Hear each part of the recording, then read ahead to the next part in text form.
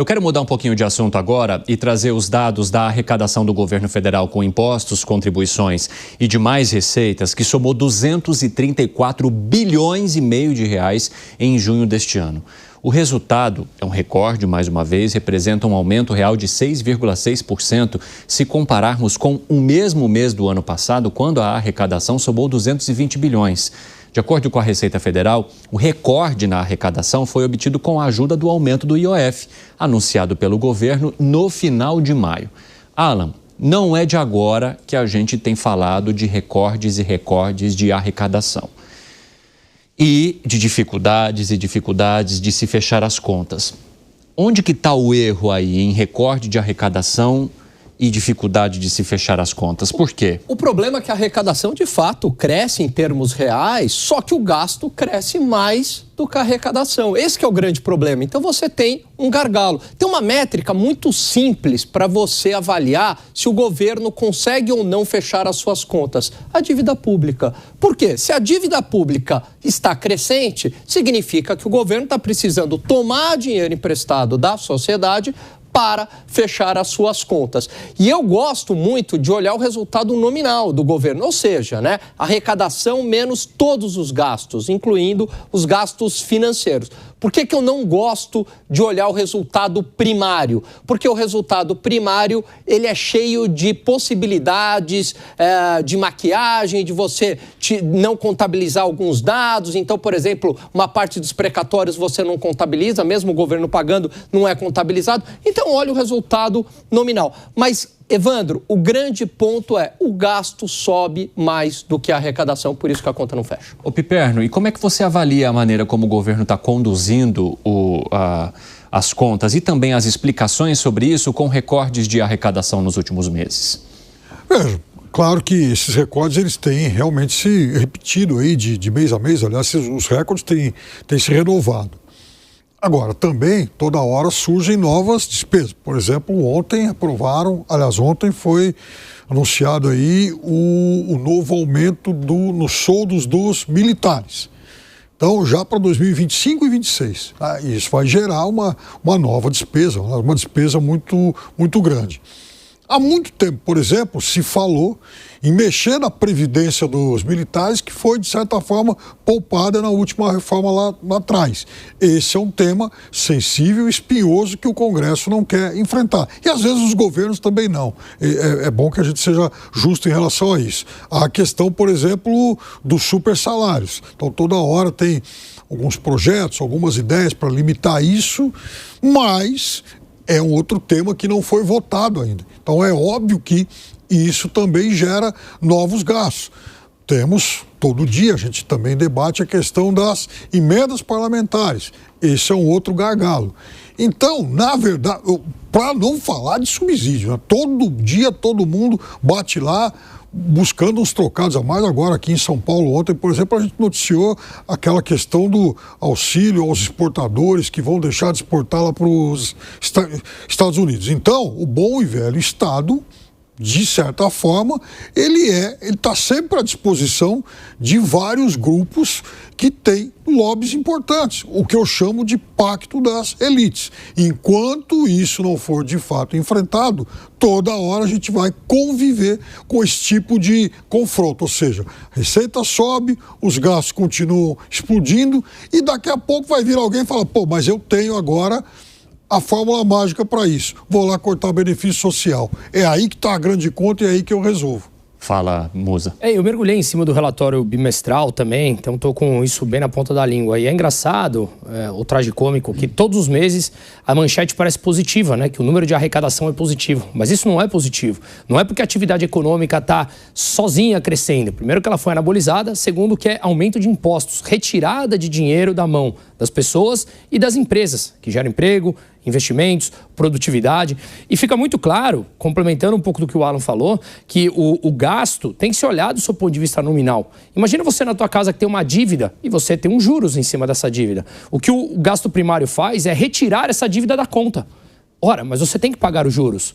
E o pior de tudo, tem matérias facilmente encontradas que até hoje o governo já gastou 324 bilhões de reais com gastos que ele colocou como gasto discricionário e deveria ser gasto financeiro.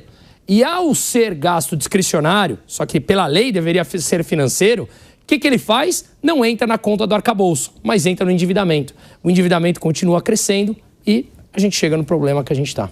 Zé Maria Trindade, fala aí, meu amigo. Me lembrou uma música, né? Aquela, se o Brás é tesoureiro, a gente acerta no final, porque já estão gastando por conta, já aumentaram os gastos aqui com base exatamente nesse aumento da arrecadação.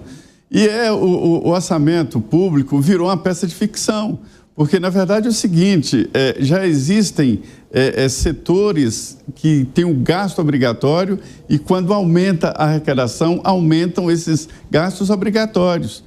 Educação, saúde, né? São vários fundos constitucionais que captam pedaços ali, e aí as contas públicas continuam com um problemão danado em colapso, né? Então, não adianta muito o aumento da arrecadação se o aumento da despesa também é proporcional, ou até, às vezes, até maior, porque existe um crescimento vegetativo, independente da decisão. Valeu, Zé Maria Trindade. Ô, Alan Gani, agora você entende de fato que, tanto por parte do Congresso Nacional, quanto por parte... Ô Zé, eu atrapalhei a sua linha de pensamento ou não? Eu falei rapidamente com o nosso diretor. Não. Não, né? Eu concluí, é isso mesmo. Ah, então beleza, Zé, me desculpa aí. Ô Gani, o Zé estava falando sobre essa peça de ficção que se tornou o orçamento.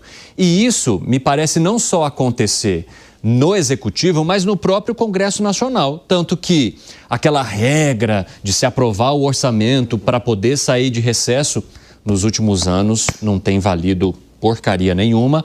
E, principalmente, há uma preocupação maior dentro do orçamento com aquilo que vai ser destinado às emendas parlamentares do que, de fato, uma preocupação com os gastos necessários para mobilizar o Brasil de uma maneira positiva e atender os setores que realmente precisam de investimento? Exatamente, Evandro. Virou moda no país a gente falar em ajuste fiscal e eu compactuo com certeza com essa ideia. Agora, é o ajuste fiscal para os outros, né? Então o Congresso Nacional fala em ajuste fiscal, mas não, peraí, as minhas emendas eu não vou cortar.